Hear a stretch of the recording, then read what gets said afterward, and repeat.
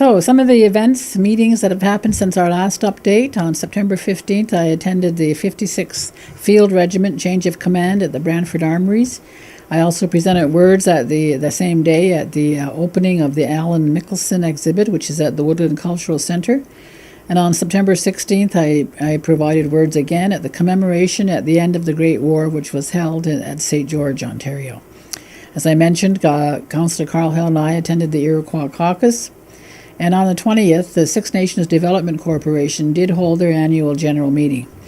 And I want to encourage community members to attend that because if you've got concerns about the way they accept applications or distribute money, that's your chance to go and voice those concerns. On September 21st, I was invited to the Strand Theatre in Simcoe to view a screening of Kayak to Klemtu. This is a film that was directed and produced by Zoe Hopkins here in our community. She's the daughter of Brian Miracle. And this was shown at the school to students from Emily C. General and to high school students from Del High in Simcoe.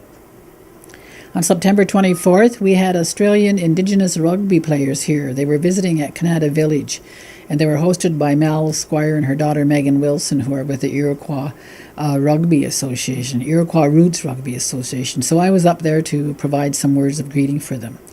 Also on the 25th, Indigenous Services Canada held a joint meeting in Brantford, which I attended to also welcome them to the territory. Then took a quick tour, along with some councillors, of the new Wilfrid Laurier YMCA building, which is built up there on Colburn Street. The grand opening for that will be on December 1st, and community members are invited to attend. I then had lunch with Lieutenant Colonel Lawrence Hatfield, who is the new command of 56th Field Regiment, and he is looking to try and how can we recruit more of our students to consider enlisting in the armed services. On the 26th of September, I traveled to Stratford. I was on a panel at the Stratford Theatre to talk about the nature of leadership with two other women. And on the 27th, I was invited to Ayr to a hockey game that was held in a replica of the jersey that Buddy Miracle wore in 1930s when he played for the New York Rangers. There was a special presentation of that, and I just want to say, thank Ayr, the city of Ayr, for honoring Buddy, who was a member of this community. And we're going to keep working on that. We have his replica that was presented to us earlier in the year, which we want to hang in the Gaylord Paulus Arena.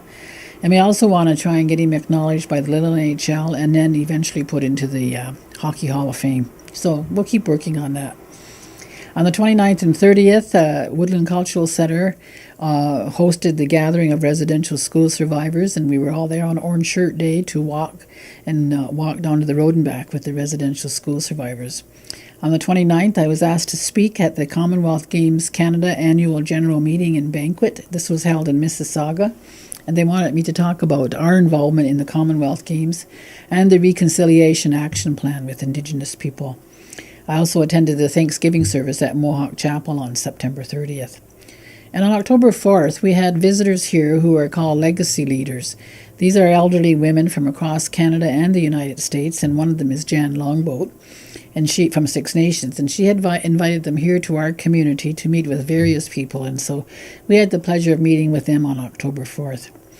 I also met with Cynthia Jansen from the Hamilton Health Sciences, who is working on a project called Signs of Welcome, that they want to put up in the Children's Hospital in Hamilton and some of the other hospitals.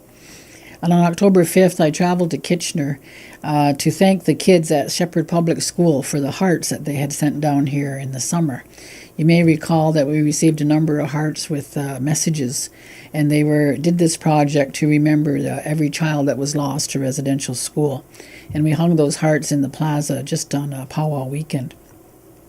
Also on the 5th, we said goodbye to Dr. Doug Crane, the dentist, and his assistant Iris McDonald. It was a nice party that was held at the gathering place, and I again just want to thank them for their many, many years of service to our community. They're certainly going to be missed.